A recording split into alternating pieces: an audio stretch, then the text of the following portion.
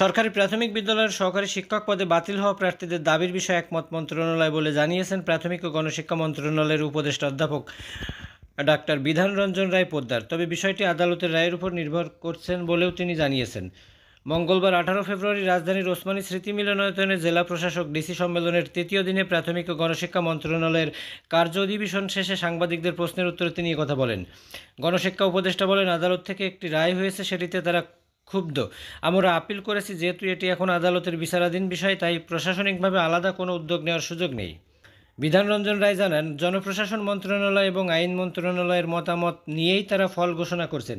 তিনি বলেন, যখন ফল ঘোষণা করা হয়েছে, আমাদের মন্ত্রণালয় স্বাধীনভাবে ফল ঘোষণা করেনি। আমরা জনপ্রশাসন মন্ত্রণালয় এবং আইন মন্ত্রণালয়ের মতামত নিয়েই ফল ঘোষণা করেছি। ফলে আমরা মনে করছি আমরা আইনি কাঠামোতে আমাদের কাজগুলো করেছি। সেই হিসেবে তারা আন্দোলনরত যেটা চাচ্ছেন তাদের সঙ্গে আমাদের সহানুভূতি রয়েছে। গত 6 ফেব্রুয়ারি ঢাকা ও চট্টগ্রাম বিভাগে সরকারি প্রাথমিক বিদ্যালয়ের সহকারী শিক্ষক পদে 6,531 জনের নিয়োগ বাতিল করে মেধার ভিত্তিতে নিয়োগ দেওয়ার নির্দেশ দেন হাইকোর্ট। এরপর থেকে আন্দোলনে নামেন ফল বাতিল হওয়া শিক্ষক প্রার্থীরা। সরকারি প্রাথমিক বিদ্যালয়ের সহকারী শিক্ষক পদে বাতিল হওয়া নিয়োগ প্রত্যাশীরা টানা 13 দিন ধরে ঢাকার শাহবাগে জাতীয় জাদুঘরের সামনে অবস্থান কর্মসূচি পালন করছেন। আন্দোলনকারীরা বলছেন, চাকরিতে যোগদানের বিষয়ে নিশ্চিত না হওয়া পর্যন্ত তারা রাজপথ ছাড়বেন না। রোববার দুপুরে শতাধিক আন্দোলনকারী জাতীয় জাদুঘরের সামনে সড়কে অবস্থান নিয়ে মহাসমাবেশ করেন। পরে পদযাত্রা করে হাজারেরও বেশি মানুষ হাইকোর্ট মাজারের সামনে যান। সেখানে সচিবালয়মুখী রাস্তায় তারা পুলিশের বাধার মুখে পড়েন। তখন আন্দোলনকারীরা ওই রাস্তায় অবস্থান নেন। পুলিশ জলকামাল থেকে পানি ছুড়ে তাদের ছত্রভঙ্গ করার চেষ্টা করে। পরে সেখানে কেদানে গ্যাস নিক্ষেপ ও লাঠিপেটা করা হয়। এরপর আন্দোলনকারীরা যে যার মতো দৌড়ে এলাকা ত্যাগ করে। তারা বলছেন, তাদের যৌক্তিক আন্দোলনে পুলিশ বল প্রয়োগ করেছে। গত বৃহস্পতিবারও তাদের ওপর জলকামান নিক্ষেপ করার পাশাপাশি পুলিশ লাঠিপেটা করেছে। এর আগে 9 ফেব্রুয়ারি পুলিশ তাদের উপর জলকামান, সাউন্ড গ্রেনেড ও কেদানে গ্যাসের সেল ছুড়ে ছত্রভঙ্গ করেছিল।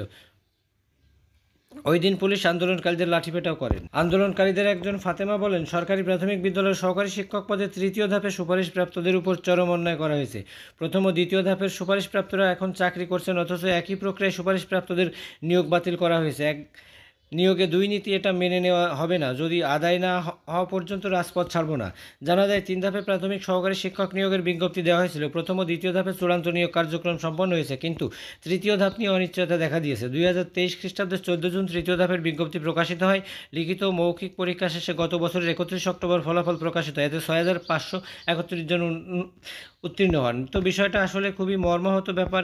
আসলে যেহেতু আগের দুটো ধাপ একই প্রসেসে আসলে চূড়ান্ত রেজাল্ট প্রকাশ করা হয়, আর বিশেষ করে এখানে যে প্রশ্ন ফাঁসের একটি বিষয় ছিল, সেটাও কিন্তু এই সরকারই সুরাহ করেছিল যে কোনো প্রকার প্রশ্ন ফাঁস হয় নাই। তো সেই ক্ষেত্রে যে নিয়োগ তাদের চূড়ান্ত রেজাল্ট দিয়ে আবার নিয়োগ বাতিল করা, সেটা আসলে চরমভাবে অন্যায় হয়েছে। তো দেখা যাক এখন হাইকোর্ট কী আদেশ দেন, তার উপরই নির্ভর করছে এই প্রার্থীদের চাকরি।